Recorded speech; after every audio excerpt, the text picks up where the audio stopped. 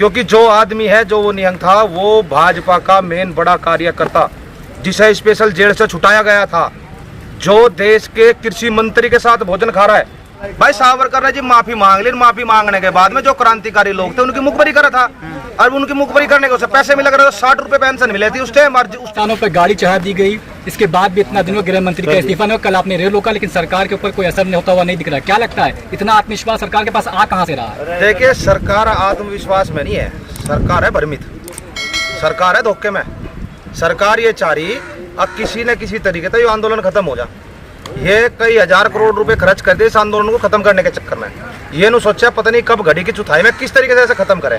अब ये देखिए, कल पूरे देश में रेल रोकी गई, हर जगह से खबर अच्छी मिली, बिल्कुल हर जगह रोकी गई ट्रेन, बहुत सी रेलें बाधित भी हुई, लेकिन फिर भी उसके बाद जाके सरकार ने कहा जो रोके, जो हम भारत बंद करें तो उनका भारत बंद कर दिया, जनता परेशान होगी, फिर उनका सफल नहीं हुआ।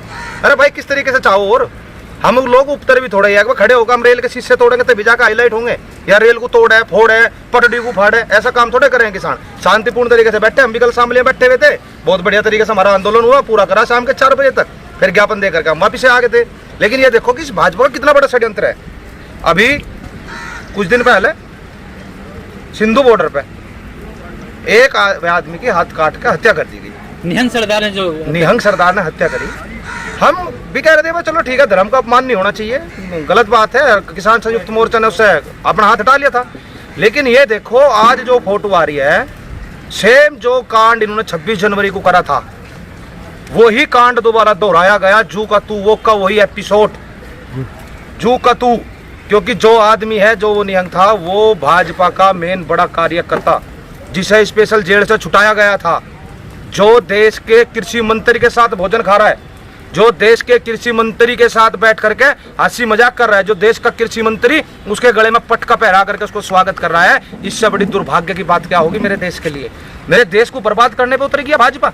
अरे इतने बड़े बड़े षड्यंत्र, किसानों को खत्म करने के लिए, सरदार को हमको खत्म करने के लिए, और कैसे मूर्ख है आदमी जो सरकार के चक्कर में आकर अपनी जात बिरादरी के साथ भी धोखाधड़ी कर रहे हैं। ये तो अफसोस की बात है, सितम की बात है। ऐसा तो नहीं होना चाहिए ना। अब भाजपा अपना इतना स्तर गिरा देगी, अब भाई किसान आंदोलन खत्म करने के लिए साम दाम दंड भेद हर चीज इस्तेमाल करेगी, एक अपराधी को जेल से छुटा करके पूरा षड्यंत्र बनावेगी, और षड्यंत्र बना के आंदोलन को खत्म करने का प्रयास करेगी। ये तो देश का सिंगो बॉर्डर का जिक्र किया, इतनी बड़ी घटना वहाँ सिंगो बॉर्डर पे हो गई, लाश लाके टांग दी गई बैरिकेडिंग पर। किसान संयुक्त मोर्चा ने कहा हमसे कोई लेना देना इससे नहीं है। क्या वहाँ इतने सब किसान, तुमको पता भी नहीं चला इतनी बड़ी घटना हो गई? देखिए, मिला तो नहीं ना, किसानों का हाथ मिला तो नहीं उसके अंदर, मिल गया ना भाजपा का ही हाथ। कराना भाजपा ने ये काम, भाई प्रत्यक्ष को प्रमाण की आवश्यकता नहीं है। फोटो है, मेरे पास सारे फोटो पड़े, और आज सोशल मीडिया पे पूरे एक्टिव हो रहे हैं। 5 राज्यों में विधानसभा चुनाव, उत्तर प्रदेश सबसे बड़ा प्रदेश माना जाता है, और कहते हैं संसद का द्वार उत्तर प्रदेश से खुलता है। आपके किसान आंदोलन का असर वहाँ कुछ पड़ेगा? क्योंकि सरकार बड़े आत्मविश्वास में है, मुख्यमंत्री का कहना है कि 350 प्लस आ रही है। क्या लगता है? देखिए, सबसे बड़ी चीज क्या है, लोकतंत्र में जनता की बहुत अहम भूमिका है, और देश का राजनीतिक नेतृत्व कैसा होना चाहिए उत्तर प्रदेश तय करता है। भाई संसद भवन में कौन बैठेगा ये उत्तर प्रदेश तय करे। लेकिन आज जो है सरकार बता रही ना 300 प्लस और 400 प्लस और 500 प्लस, ये बकती फिर है ना, यह सरकार इको चैम्बर में फंस चुकी। इन्हें तो क्या करना है, इन्हें तो ईवीएम में गड़बड़ करनी।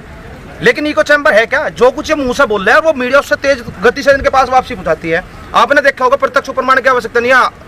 हरियाणा में देख लेते, अब की बार 70 पार, बंगाल में देख लो, दिल्ली में देख लो, जहां भी तुम देखोगे ना, वहां देखने के बाद एक ही पता लगेगा, रोड़े तो पहले बहुत तारे शोर तो बहुत मचावे, लेकिन बाद में आने के बाद इनका रिजल्ट 0 निकलता है। और ऐसे उत्तर प्रदेश के अंदर होगा, उत्तर प्रदेश ना बर्बाद कर देगा, इस भाजपा को खत्म कर देगा। जितनी गंदी पार्टी, जितनी गिरी हुई, बिल्कुल नुमानो एक रंडी के तरीके की रंडी ऐसी पार्टी है या जिसने इस देश को बर्बाद कर दिया, इस देश के किसान को बर्बाद कर दिया, हर एक व्यक्ति को बर्बाद करने का। सतपाल मलिक ने कल कहा, क्या नाम है, कि उत्तर प्रदेश में विधायक एमपी एमएलए किसान गांव में नहीं घुस पा रहे हैं। गांव में घुस, लेकिन बीजेपी समझ क्यों नहीं रही है? क्या तो पता है, उसने सतपाल मलिक ने पीछे भी पहले भी 3-4 बार बयान दिए, मोदी जी को भी कहा भाई इन किसानों की बात मान ले, अगर इनकी बात मान लोगे तो भाई तारा समाधान हो जाएगा, तुम्हें 1-2 सीट भी मिल सके। अगर इन किसानों की बात ना मानी तो भाजपा को खत्म कर देंगे, और अब की बार भाजपा को खत्म ही करा जा रहा, और ये जड़ से खत्म करेंगे। ये भी कहा कि अगली सरकार नहीं बनेगी किसान। हाँ, बोल तो दिया ना भाई, भाजपा ने पहले ही बोल दिया। वो सतपाल मलिक क्या है, किसानों का हितैषी है, हमारे बीच में निकल कर गया हुआ है।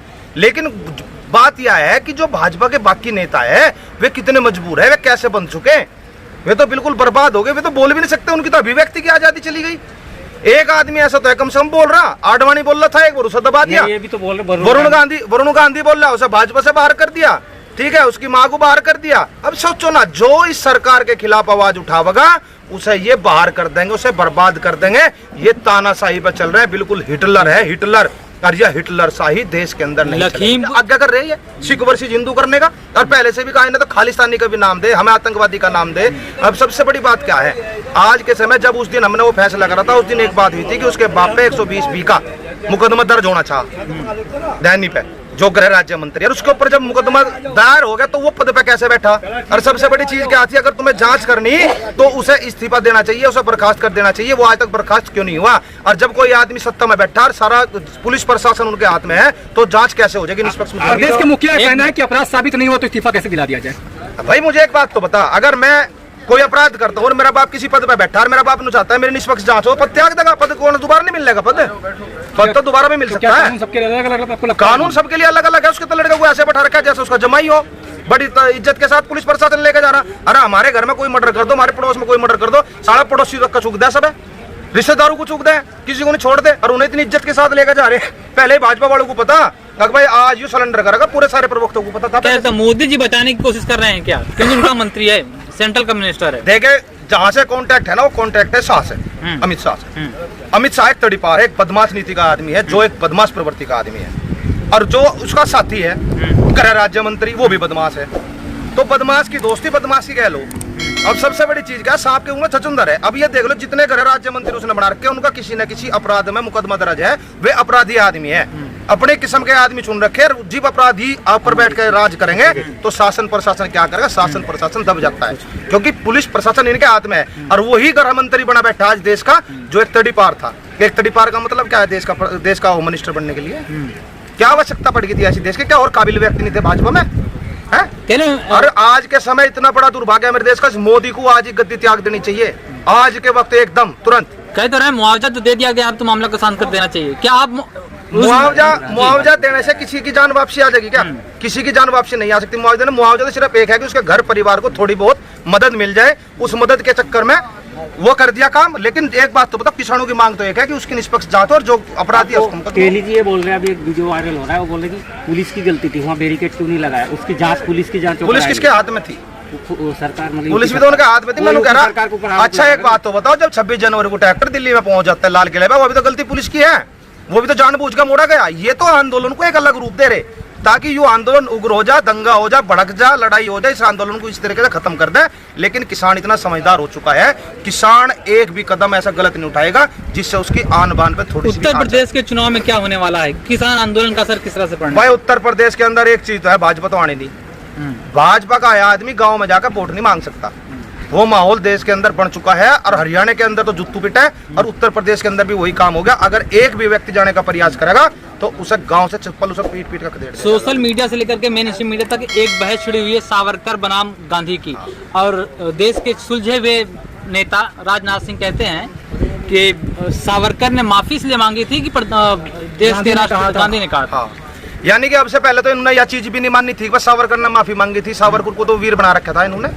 अब जाके कम से कम इन्होंने तो कहा हाँ गांधी जी कहने पे माफी मांगी, यह चीज तो स्वीकार कर ली, तो हम लोग गलत तो नहीं कह रहे थे भाई, तो माफी वीर सावरकर है, माफी मांगने वाले तो सावरकर था। इन्होंने अपना आप स्वीकार कर ली। और सबसे बड़ी चीज क्या है, मेरे देश का दुर्भाग्य देखो, पहले और हर पूरे देश का हर नागरिक जानते, सिर्फ एक भाजपा को छोड़ गए। आज इतिहास के पन्नों को बदलने का प्रयास किया जा रहा, सावरकर को इतिहास के अंदर सेट करने का प्रयास किया जा रहा, लेकिन यह देश की जनता, ये हमारे जैसे विचारों के लोग जो भगत सिंह के विचारों को लेकर पैदा हुए, वे लोग इसे इतिहास में लिखने दें। क्या गांधी जी का सावरकर गए, अमित शाह जेल गए, वहां पर निकलने के बाद उन्होंने कहा कि अगर आपको देशभक्ति सीखनी हो, वीर बनना, तो सावरकर को का पालन। हाँ, उसने तो ये भी कहा कि यहाँ की हवा में सावरकर गूंजता है। भाई सावरकर ने जी माफी मांग ली, माफी मांगने के बाद में जो क्रांतिकारी लोग थे उनकी मुखबरी करा था, और उनकी मुखबरी करने को पैसे मिला कर 60 रुपए पेंशन मिले थी उस टाइम डीएम को मिले थी 40 रुपए।